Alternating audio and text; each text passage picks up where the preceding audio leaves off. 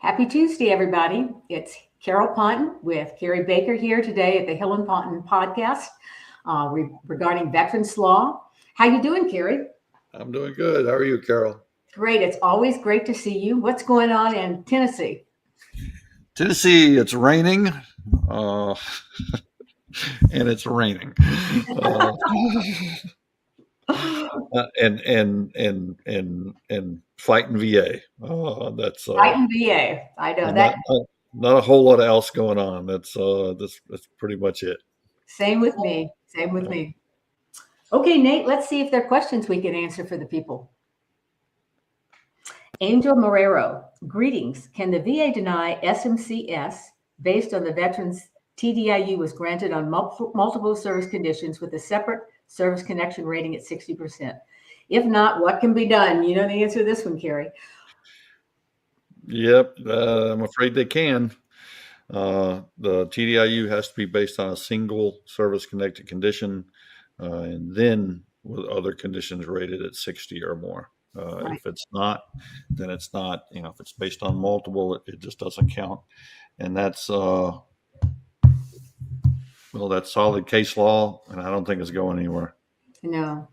And the second part of his question was, what are the steps to claim aid and attendance? Intent to file 2680. Thank you for all you do. Carrie, what would you tell him? What are the steps to claim aid? Well, I mean, I think you got it there. Intent to file on 2680. Right. The 2680 is the form that's completed by a doctor that shows that the veteran is disabled, the causes, and the reasons, right? If you got that, you've got the claim pending. The VA will then immediately order their own C&P exam to see if they can discredit that, but you've got it started. So I think that's a good job. You can, I would say on top of that, if you've got a recent decision that's appealable, let's say granted a high rating, you can always appeal that for a higher rating to include SMC based on the aid and attendance. You're probably going to get some pushback from the VA saying, that's a new claim. It's not. But you do have to show that aid and attendance would be supported by those service-connected conditions, or else, you're probably not going to get it. But you can do it in the context of an appeal. Right. Yeah. And if they've just denied the SMCS or just granted TDIU, I would also appeal that and say that they have a duty to assist to see if, and I would take the highest rating you have. Sometimes people have a 70% for PTSD or a mental claim. They have a duty to see if that alone could cause the need for unemployability. So I would definitely appeal that as well. Mm-hmm. Nate? My favorite person. I served, I deserve. One of three. Hello, I'm scheduled for a C&P in a few weeks for urinary frequency. My military records reflect an entry of UF, and I have mentioned this to the VA as well, but haven't been. That went to 2. Is there a number 2? I have PTSD to MST. I also had a back incident during my injuring my lumbar, documented and treated in the military and the VA. Should I bring this all up with the examiner if I'm not asked? Absolutely. The back injury can definitely cause a urinary frequency. Sorry, I forgot to mention that my research shows that sleep apnea, lumbar stenosis, and PTSD show strong relations with urinary frequency. I think that you want to make sure that the examiner gives an opinion that says whether or not these could cause the urinary frequency. We find that back problems frequently cause the urinary frequency. But make sure that you get a lot of times what will happen is the C&P examiner will only give an opinion based on one thing, sleep apnea. It does not cause it, or whatever they're going to say. They have to address every single possible basis for service connection. Kira, you want to add to that? Yeah, well, I'm not certain that the sleep apnea and the PTSD is going to support urinary frequency. Lumbar spine, yeah. I might stick to that just to make the claim more sort of stronger and more credible. You start claiming things that are, that just, VA is going to look at it and go, well, all right, you're claiming it due to sleep apnea. Sleep apnea is not going to cause urinary frequency. And they're going they could end up developing that same opinion across the board, even for the lumbar spine, which it could. Yeah. So I would stick to the one that you've got the best shot on, which would be the lumbar spine. I agree with Carrie here, and that's why lumbar. We have gotten service connection many times for the lumbar problem causing urinary frequency. So I think I would get medical articles and opinions and submit them in support of that. I agree with Carrie.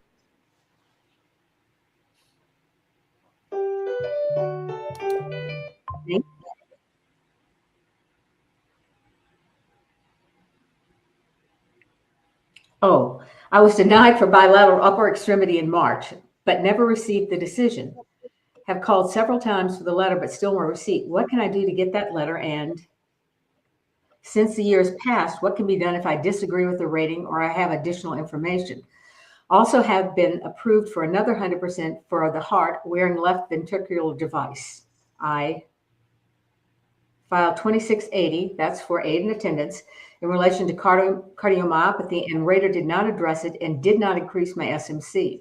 Should I file a CAR HLR or should I go straight to the board? Please start back again with that, Nate. All right, Carrie, you want to address that? Denied for bilateral upper extremity in March of 2024. So have called several times, requested a letter, but still no receipt. Wow, that's so if you didn't get a copy of the rating decision, I guess one I'd ask, how do you know you were denied? Yeah. You know, and let's just look at it from the worst scenario as far as getting a copy. So you can't get the copy, but if you know you were denied and know when the decision was, then you can still appeal it, still reopen it. If you're past your 1 year, you can't appeal it in most circumstances, but you can reopen it with a 0995, particularly if you've got new evidence. But it also sounds like you've got another 100% already and maybe some SMC. So I would just, I won't say I would be cautious because I don't know what the bilateral upper extremity disability is or what it's related to. So I might be speaking out of turn here, but you know, is that a claim that's going to benefit you in getting that SMC, or is it not? Because once you're up at that level, you know, some things are going to benefit you and other things won't make a difference if they do service connected. So I would, you know, I'd need to know more about the case in order to. I think, Carrie, that they're saying that they can get 100% for aid and attendance under cardiomyopathy. And then I assume what they're doing is they want to use this bilateral upper extremity problem to move farther up the SMC chain. Have some full steps, yeah. What's the next question? I think since the years passed, if I disagree with the rating, also have been approved for another 100% for the heart wearing left ventricular device. Next one, Nate. Filed to 2680 in relation to the cardiomyopathy only, it looks like, and the rater did not address it and didn't increase SMC. Should I file a CAR, HLR, or go straight to the board? The CAR has been coming out so quickly, and we've been winning on a lot of these CARs that, Carrie, I will file, in this case, I would file the CAR, the 30-day notice, and ask them to at least look at that and see if you can get the aid and attendance based on cardiomyopathy. And then go to the board. What do you think? Yeah, you could try it either way. I think my fear on doing the CAR, and you're probably right, Carol. That would probably be the easiest and quickest, and you could still come back and do the HLR. I think I might be wrong on that. But my worry is that if they didn't address the SMC, and you file any kind of an HLR, especially a CAR, are they going to come back and say, well, you can't have an HLR on that because SMC wasn't addressed in the previous decision? You know, that's kind of a catch-22 with the AMA these days, is if they don't address something they were supposed to, you'll file an HLR. What I see a lot is them rejecting the HLR because it wasn't addressed, when the whole point of the HLR is try to get them to address it in the first place. It can be difficult. In our experience, when they reject something and they're just not reading everything, they don't realize, hey, there was a claim here that you just completely missed. But I think that's what I would point out in the CAR HLR. Yeah. to them. I think that's the best way to get the quickest response. Yeah. Yeah. Yeah. And if you end up having to do the HLR, if the car didn't work, then you could point that out in a conference to the DRO, and they could look at it and go, oh yeah, we see we missed it. But I agree with you, Carol. If you pointed that out in the car, hey, you missed a claim here, that should be fixable with a car. Right. You know, so I just be prepared for somebody to get it that doesn't want to read. You know, well, we didn't address it, so it's rejected. They do that stupid crap all the time lately. They do. But I am finding that if you write it out and it's very simple and very short, they are reading it. I'm getting a lot of positive responses on car HLR. I think that's my favorite thing lately. And then it seems like if they give you the service connection or give you something, and then you go to the board, it's much easier to get more from the board. Yeah. So good luck. Board's a little faster these days. Yes. Okay, Timothy, part 1, the gold standard. Currently have appeal at the BVA since February of 2025 for Barry, and also waived my right to have the appeal adjudicated in any different lane besides the direct review lane. It's been cricket since I submitted. What are you seeing as turnaround on these half-step increases? Can anyone confirm or deny the regional office now adjudicating Barry SMC? The regional, mine are coming out much quicker than that, although that isn't too long for a BVA appeal. These SMC half steps I'm finding, Carrie, are coming out really quickly. I am finding that the regional office, it's hit or miss. It seems that some of them are definitely addressing Barry. Some of them seem to be ignorant of it. And it just seems, I don't even know which offices are, because now we really don't know who's making a lot of these decisions. But I am seeing Barry addressed at the regional office. And I guess it's not too late for a direct appeal. It's not been a year yet. What do you think? Well, they've centralized the Barry cases. At the regional office? I think it's Seattle. I could be wrong on that, but I think that's the RO. That's where I'm getting some of them, I know. Yeah, but they have centralized them. So if you do an appeal, say an HLR, and it goes to, say, St. Pete, I've had this happen before. They come up, while I'll ask for a conference. At the time of the conference, the DRO will realize, oh, this is Barry. Well, then they can't make a decision on it because it's been centralized and only one office is allowed to decide them.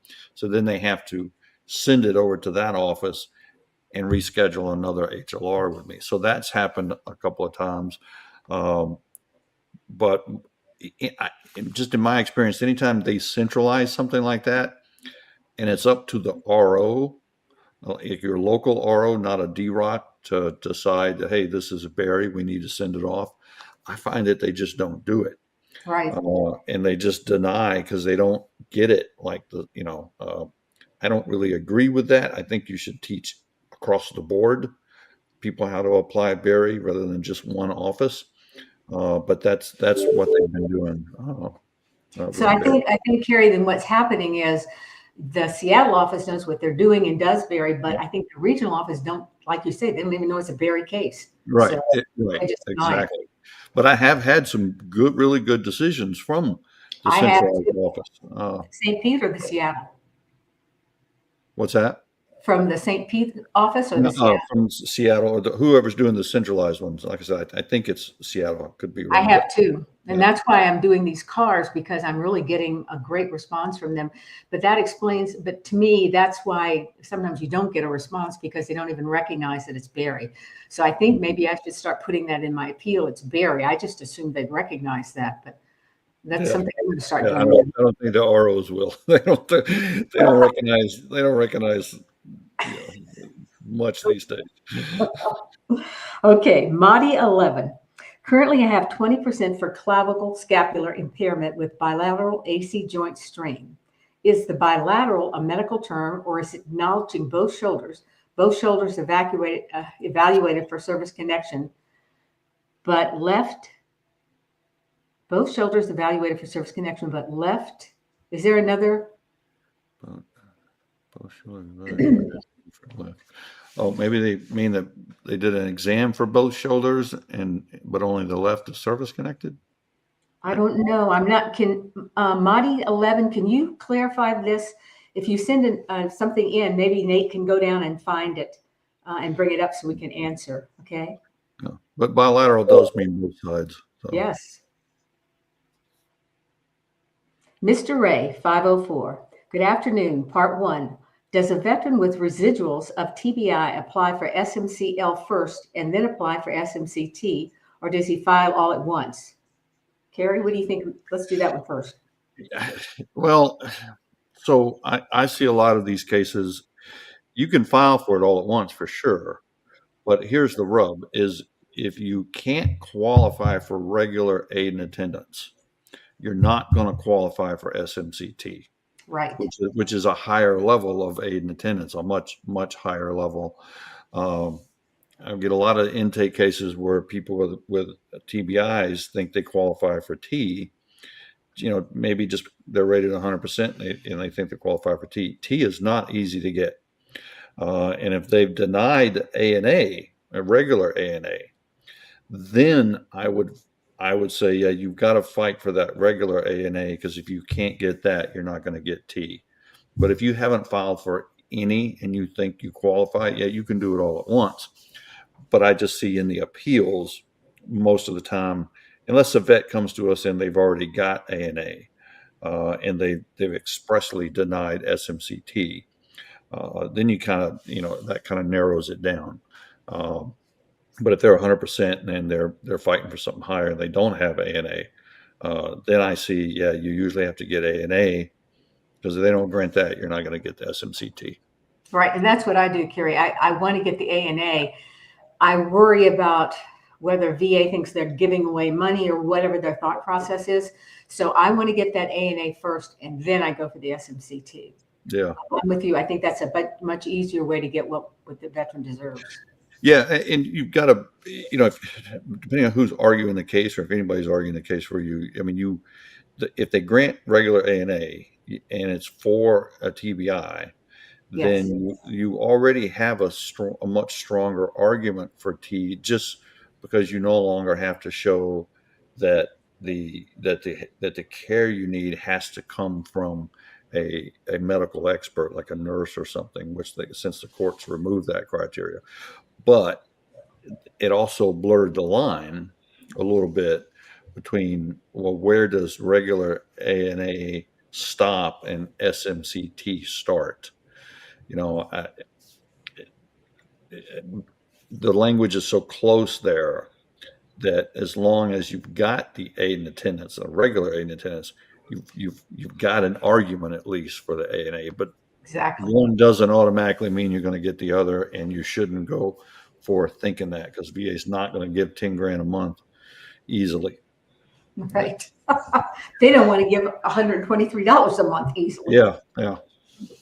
Okay, and it's part 2. The VA is known to try to combine PTSD with TBI instead of keeping it separate. How do I help this? How do I help this veteran eliminate this obstacle? That's a tough one. A lot of times you can't, because the symptoms are so overlapping. What you have to look for are symptoms from the TBI that are not overlapping with the mental health. And honestly, I don't know what you see, Carol, but every case I see is a little bit different. Exactly.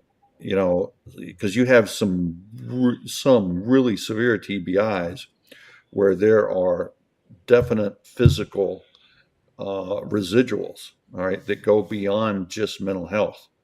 And in those circumstances, you should have separate ratings. And in other cases, you really can't discern where one starts and the other one starts. Where one stops and the other one starts. And on those cases, it's much harder to get a separate rating, and you may never get a separate rating. So every case is different on that. So the physical ones that I see from TBIs, the ones that are much easier to get separate ratings, are headaches, migraines, right, or dizziness, where you have Meniere's or some kind of where your balance has been affected, or sometimes because of a TBI, you have some paralysis, some type of Right. permanent damage like that. So anytime you have any of those, you definitely want to file for those and get those serviced as a TBI connected problem. Right. But mental is just very hard to separate one from the other. I think I find the same problem that Carrie finds. But you need to establish all the problems that the TBI causes mentally, so it's on the record. Yeah. And you need to look at the ratings kind of the way you just described. If you've got a high rating, if they just because it's worded together in the same diagnostic code, but yet you've got a separate 50% for headaches or 30% for headaches, then you have to realize there you are getting separate ratings for some of those residuals, even though the PTSD and TBI might be under the same code. So that kind of grays the line as well a little bit. Wayne K., what is the asset limitation for aid and attendance? There is no asset limitation for aid and attendance. I think they're talking about pension.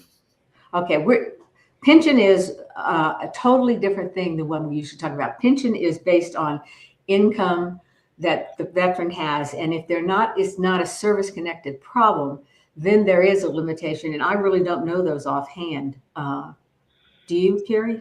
Not offhand.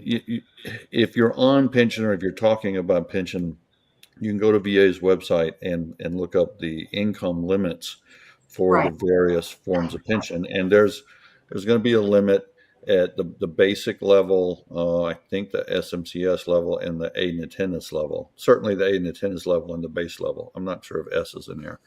And then that's going to give you what you can make. If you make more than that, then you're really above the income thresholds for pension. If you've got medical expenses, that can bring your countable income down. So if the income limit's 20 grand a year for aid and attendance on pension, and you had 10 grand a year in medical expenses, you submit those.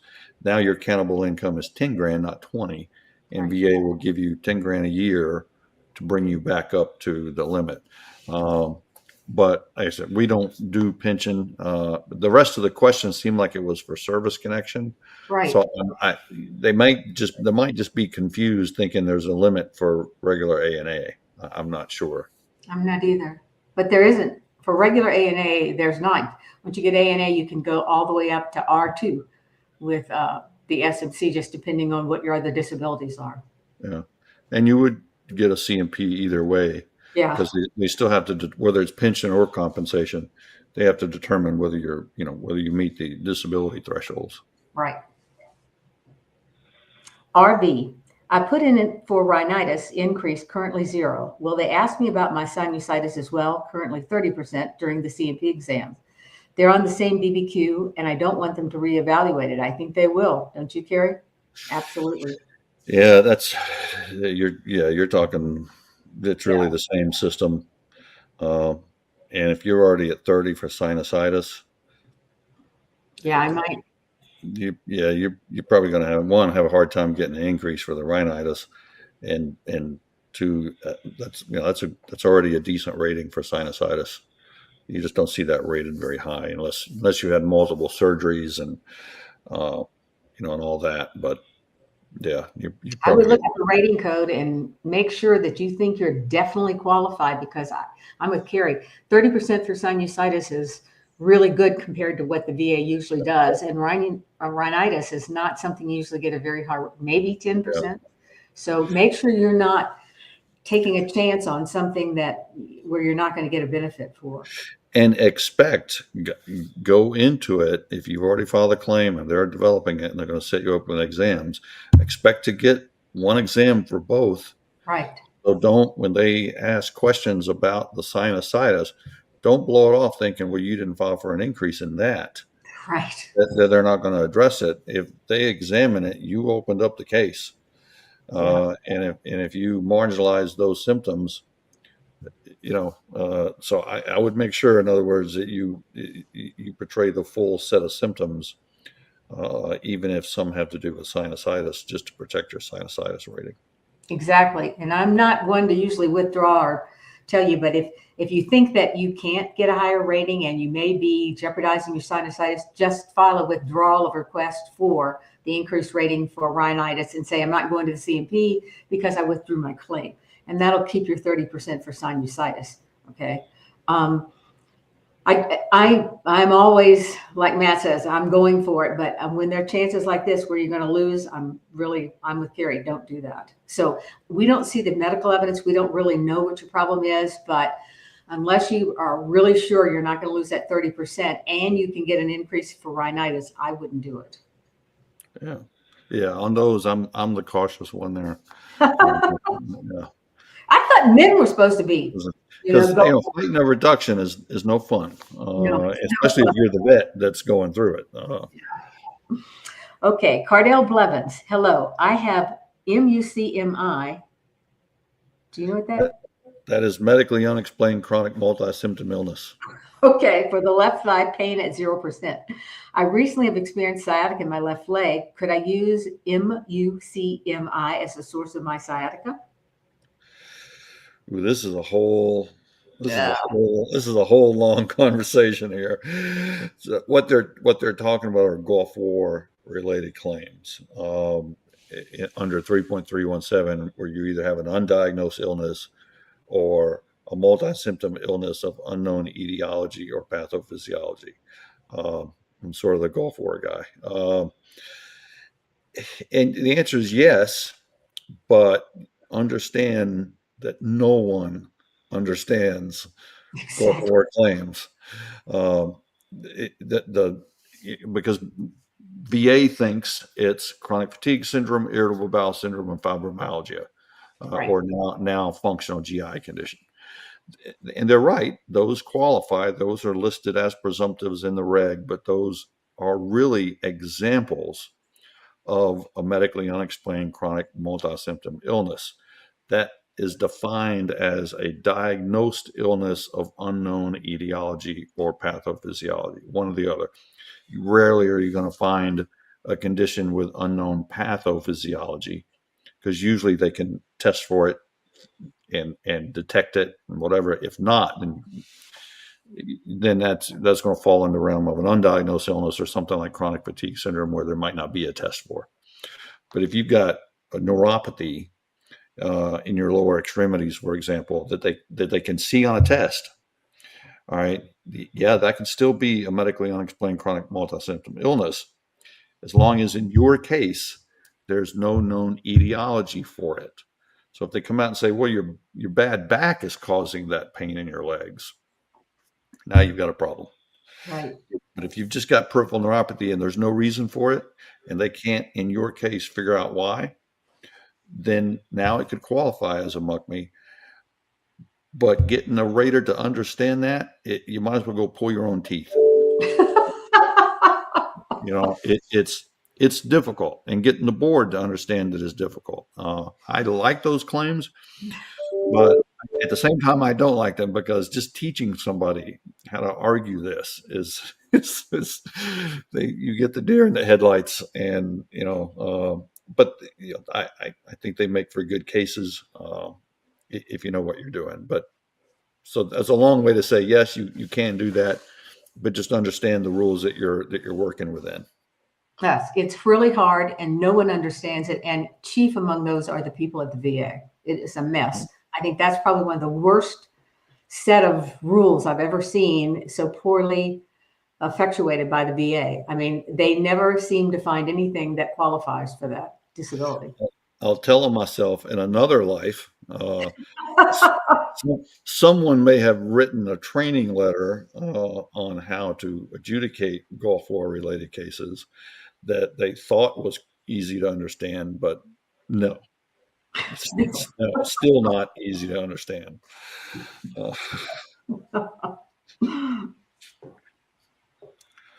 So I can expound if you want me to, but we have limited time.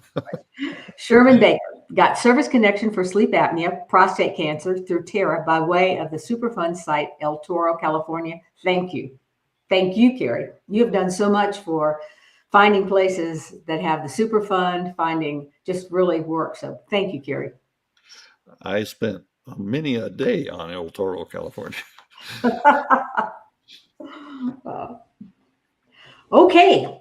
This is the time when we get to talk to you about things that we think are really important, things we want you to know. And the thing that I have been thinking about is, since, as you know, at least twice I've been asked what I think about this Washington Post article that talked about the fraud that veterans are perpetrating on the system. And it has made me really angry, but it's made me think. I think this is a planned, and I'm not paranoid, I think this is a planned attack on veterans getting their benefits. I did Social Security disability for years, and I saw this exact same thing happen. All of a sudden, these articles came out talking about all the fraudulent people who were getting Social Security disability. And they just had one article after another. And I understand there are going to be more Washington Post articles, or more articles about the fraudulent veterans. And I can tell you, by the time they finished these articles, it was almost impossible to get someone's Social Security disability. None of the judges wanted to be the one that paid the one person who was fraudulent. So they just denied everybody. It was awful. And I think this is the same attack about veterans. That all of you have got to be asking yourself, the thing that we see is the fraud the VA is committing on veterans. And why is nobody talking about that? And I think there is a power that is somewhere that does not want, they are upset about the veterans getting these benefits. And this is an action. I think they are taking action against veterans. And I ask myself, why the Washington Post? It's in Washington. And where are all the BVA judges in Washington? And all of them are reading this. And as you know, the regional office, sometimes you get benefits, sometimes you don't, but the board is where we've gotten our best benefits. And so if you want to influence somebody to take down the VA benefits for veterans, that's where you start. And I'm really upset about it. And I think you need to be thinking about it, and you need to be contacting your congressman, anybody influenced, because these are your benefits. And I'm telling you, I have seen the entire Social Security disability system taken down by these articles. And I'm afraid this is what's happening here. Carrie, am I paranoid, or what do you think? No, I don't think you're paranoid. The ironic thing is, you see at venues like this, to include this one, for years saying, well, we're fighting our longest war ever. Yes. And it's doing an immense amount of damage to the troops that are fighting it, whether it's traumatic brain injuries or toxic exposures from the burn pits or anything in between.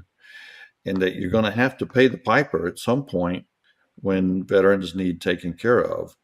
And now that it's time to do that, you get a reverse, and these guys are making out like bandits while everybody else is hurting. When it's easy to pick the low hanging fruit, or to simply embellish the stories that they had, which a lot of them were just that, embellishment. And I could talk about the individual cases that they went over and how they're embellishing it, from now to the time the sun sets. But one, they should be ashamed of themselves. They should. And two, they don't see the kind of fight that veterans have put forth for decades to try to get benefits. So yeah, what's the purpose here? Why would you come out and attack veterans after we've just finished the longest wars of our history? A lot of these guys had multiple tours in Iraq and Afghanistan, and you've still got Vietnam veterans that are sick. And VA's finally realizing, hey, some of these exposures that vets go through, they're actually legitimate. They're actually real, and they're actually dangerous. And because that's brand new in a lot of respects, and now all of a sudden they got to walk that back. Give me a break. I'd love to have a conversation with the people that wrote that. So would I. But we're telling you this because you have power. We're lawyers. Nobody cares if we're lawyers. Whatever it is, we lie, whatever. You're veterans. You have a right to be heard. And I think you need to be heard. I am begging you, start talking to your congressman about where's the article about veterans being denied legitimate claims over and over again, being lowballed, being given benefits only as of the date the decision came over. Where are the articles about that? Why are they picking on something that seems so minute to me? So please get out there and fight, because I'm telling you, you're going to fight whether you know it or not. And it's a bad fight. So that's all I'm saying. But please, please help us and help yourself. Okay, Nate, I'm off my podium. Carol, you can get on that podium anytime you want. You can stay on it. You've earned that. Terrence Brown, I'm 100% PTSD and 70% of which is TBI. Also have 50% migraines, 30% TMJ, and 10% for jaw. Put in for aid and attendance. What should my SMC be? Have SMCs been for Have SMCs for PTSD right now? SMCS, I think, is what they're. Yes. 100% for PTSD, 70% which is TBI, 50 for migraine. So I think probably the combined PTSD and TBI have been for the 100%, and the SMCS must be the migraines and the TMJ, don't you think?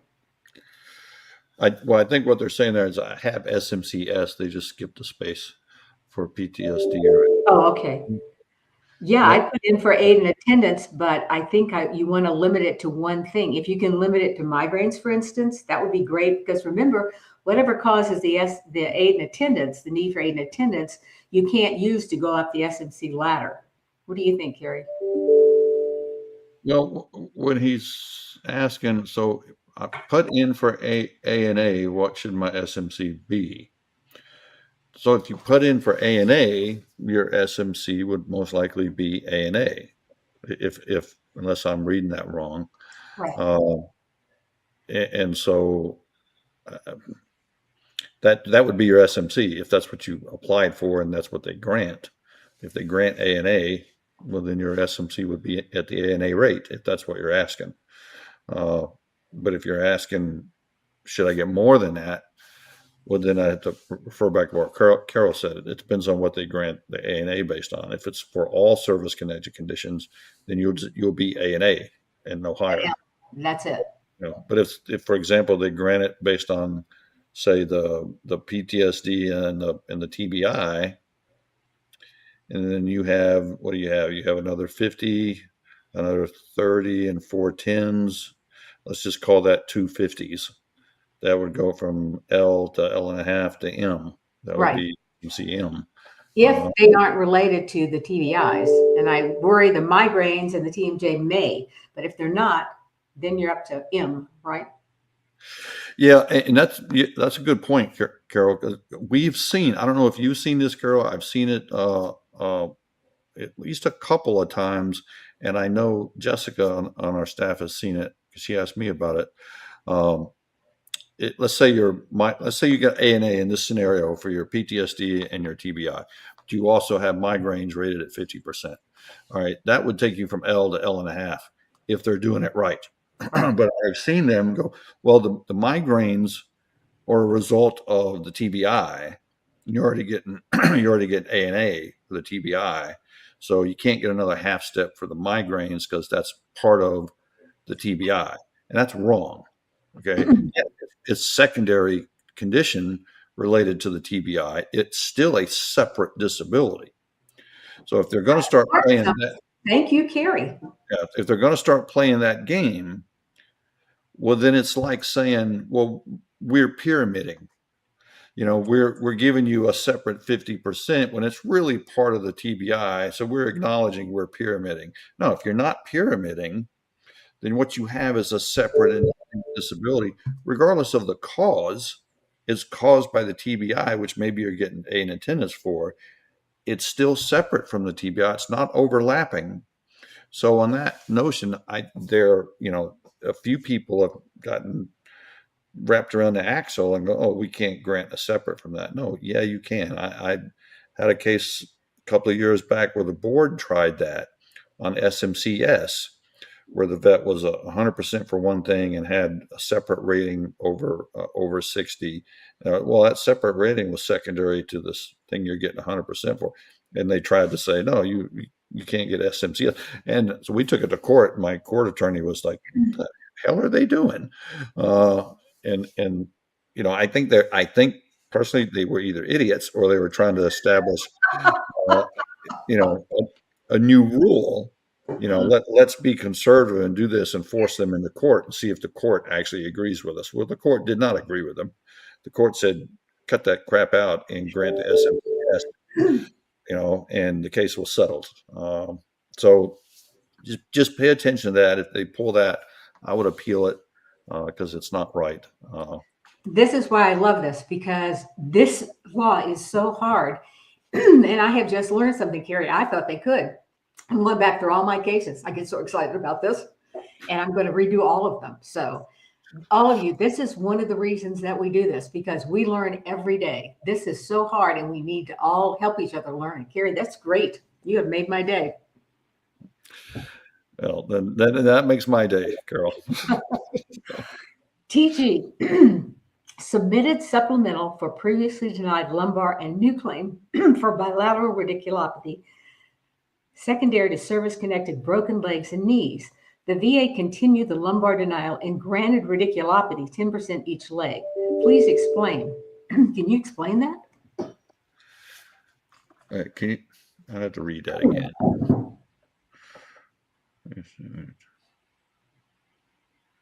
You want me to read that, Carol? Or well, first, can you answer the first? I submitted supplemental for lumbar. They gave him bilateral radiculopathy, but didn't give him. Are they saying radiculopathy is related to the leg and the knees? Lumbar, that doesn't seem right. 10% for each leg. All right. So first, I would want to. All right. So you've got broken legs and knees. They granted 10% for each leg. Did they grant 10% for radiculopathy of each leg, or granted radiculopathy 10% each leg? Or did they grant the knees and the broken leg? They were already service connected. It says service connected broken leg and knees. So how could knees cause radiculopathy? And the broken leg is only one leg.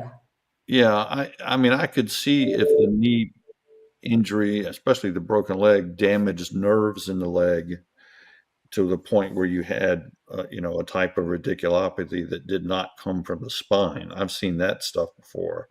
So that might be why they granted radiculopathy. But then why would they grant for both legs if there was only one broken leg? I don't know. It's a good question. Yeah, but they've got to be looking at the lumbar spine as something completely separate. I mean, it sounds like there's an appeal there. I agree. That sounds wrong. I don't have enough information, but that's not adding up. Yeah, I would. Go to the next one, see if that gives. On what grounds do they deny the lumbar spine? Okay. The next part of that, Nate.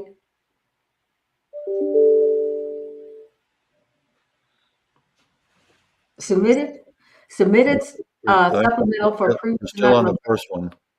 We're still on the first one. Yeah, Nate, can we go to number 2?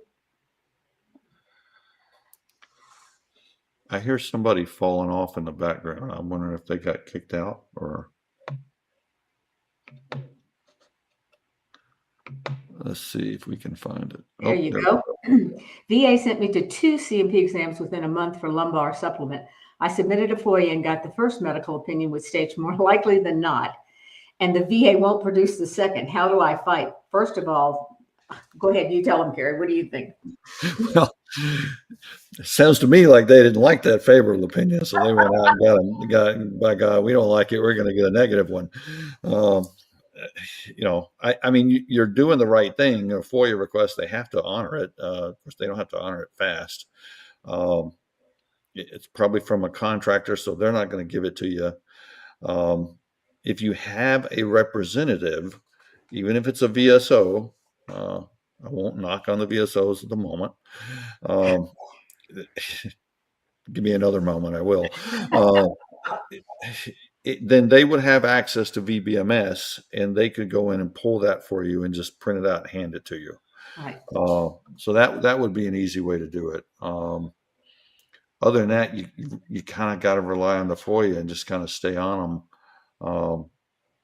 That's one of the good things about having it, at the very least, a representative that's got access so you can go in and get that, even if you do stuff on your own, which you can. If you have a VSO, that don't mean you have to let the VSO do your claim for you. You can just go in there for menial stuff like, I need this form, or I need this submitted, or I need this printed out, and you can still do all the stuff yourself. Right. So that's another way around it. But yeah, I'd be curious what that second medical opinion says. But I'd file, what would I do? I'd file a CAR HLR and say, this opinion clearly supports it. What's the basis for denial? And mention that you have asked for the second opinion and it's not been provided to you.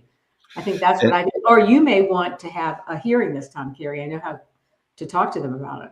Yeah, you could have a conference. If you're going to ask, here's the thing: if you're going to ask for that second medical opinion, ask for the medical opinion request as well. Because if this were my case, I would want to see not only that second medical opinion, but what did they tell the examiner? Because VA is not allowed to lead the examiner down the path of a negative opinion. All right, that's the case law on that is really strong. And so if that's what they did, I would absolutely call them out on it, and that would render that opinion inadequate right off the bat. So just little things like that, some of the stuff I would look for. So just so you know what Carrie said, so there was an opinion that was favorable. The rater had to ask for another opinion. And when he asked for that, what exactly did he ask for? And what did he say in that? You need that, because that's going to tell you, when they ask a question, you can ask a question to get the answer you want. So you need to know what they asked. I get both of those, and I definitely file an appeal right away. 3, new current combined ratings for each foot, 50 and 50, and old 10% for each knee. Had 2 surgeries on the broken leg in service, had documented angelic ataxic gait, I think, due to broken leg and knees, all evidence submitted. Is there a question, Nate, or is this the end of it? I would be thinking about loss of use of feet. It sounds like you are having a hard time walking. I'm not really sure what's going on, but I think I would like to know more about that. Yeah. And otherwise you're going to run into the amputation rule at some point. I'm surprised you haven't already. Right. Tim's real-time fishing. What is the status of high overpressure? I was 13B artillery for 20 years, got out 2009, and now I'm having CSF leaks from my brain. Doctors don't know how I got it. High overpressure. I think that's like a blast pressure. I don't know about that. How does that affect someone? Well, it's basically a traumatic brain injury. A lot of the blast from like Iraq and Afghanistan, with troops now having these combat helmets and all this gear that's not going to come off in most circumstances, and a blast wave coming up and going inside that helmet. There's physics behind all that. Don't ask me to explain it, but that's they realized that was increasing the likelihood of traumatic brain injuries. Wow. Though there was not a physical injury to the head, as all that blast, and a strong enough blast. I mean, they could be picking you up in pieces. That. So, but if you've got spinal fluid leaking, well, one, I'd be getting to the doctor. That's not good. But it sounds like you might have a claim for traumatic brain injury there, and that be one of the residuals of it. Right. I would file for that. Here, I need to know a little bit more about the case, but that's kind of what it sounds like to me. And I can't believe you don't need aid and attendance after all of these problems you're having. So just need to think about filing all of those things if you think you're entitled to them. Because remember, it takes forever to get aid and attendance or the higher level SMCs. The VA just really fights those like they fight all the others, but it seems to be harder. So when you realize I need that, get that file in right away, that claim. Yeah.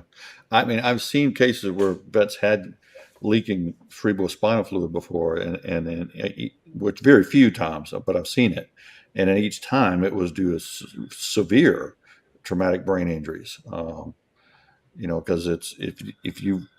there's it's called a thecal sac that goes around the brain and the spinal cord.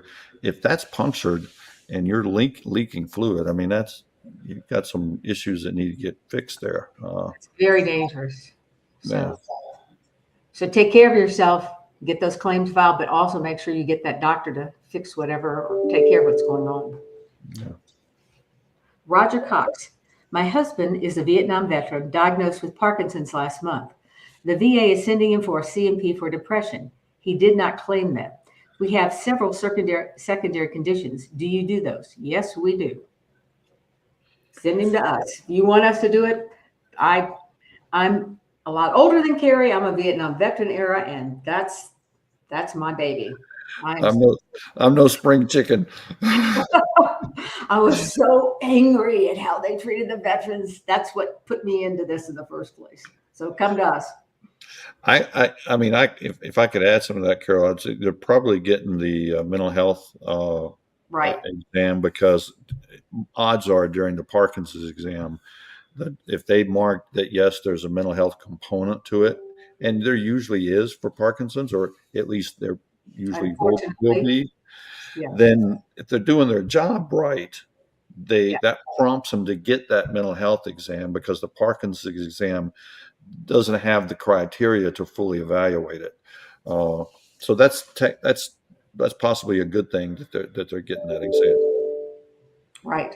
And I know it's frustrating because there are probably a lot of other serious symptoms they're not evaluating, and you need to bring that to their attention. Mm-hmm. Agent 2017. Hello. VA previously denied athlete's feet. That was December 16th of 2020, but granted other skin conditions. New claim submitted August 28th of 2024 with current diagnosis. The VA added service connection to the May 22nd, 2019 claim. Isn't this wrong? VA previously denied. If they gave you early effective benefits, I don't think I'd fight that. Is that what he's saying, Carrie? I'm not. What I think they're saying, I could be wrong here. So if you already had other skin conditions, if they granted service connection for athlete's foot and just coded it with those other skin conditions, now, so if you had, I don't know, some skin condition of the feet that was service connected, now you've got athlete's feet that are service connected on top of that. It may read that you've got, skin condition A along with athlete's foot that's now service without changing the rating. I don't know if that's what they're saying or not, but I've seen that all the time. And it may not be wrong. It just depends. If it's just another skin condition on the same affected body part that the already service connected skin condition was on, well, then they're going to rate it like scars or something to that effect. And it may be pyramiding to give separate ratings in that circumstance. So I think this is when we don't have enough information to really know for sure. Yeah. If they're saying they went back to 2019 and added it, I'm with Carol. I'm like, well, I'll take that. Yeah. But they don't do that too often. No. Okay, I think we have time for two more. Step by step. Hey, veteran rating at 0% for ankle for 10 years disappeared. What should they do? Do they have an open claim for this condition? Sometimes they just leave it off, and you need to write and let them know that they have left that off of the form, that even though it's at 0%, you're still service connected for that. Isn't that what you do?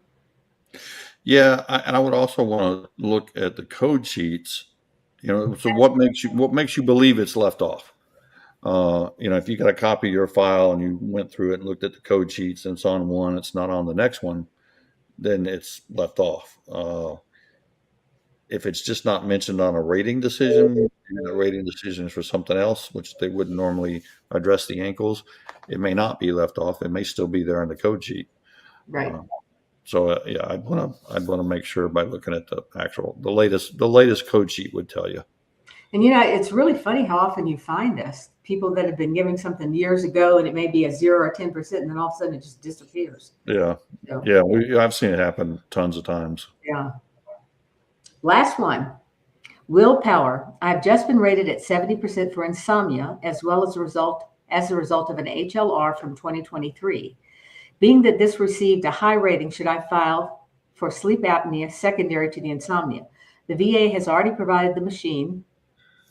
Yes, I definitely, because I think that medical articles show the connection between those two.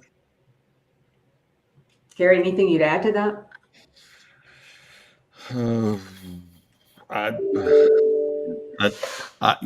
It's kind of forcing me to be cautious because You guys are supposed to be the brave. Go for it. Pure insomnia, okay, when it's not intertwined with a mental health issue. I didn't think you could get 70% for pure typically insomnia. Doesn't get rated 70%. Right.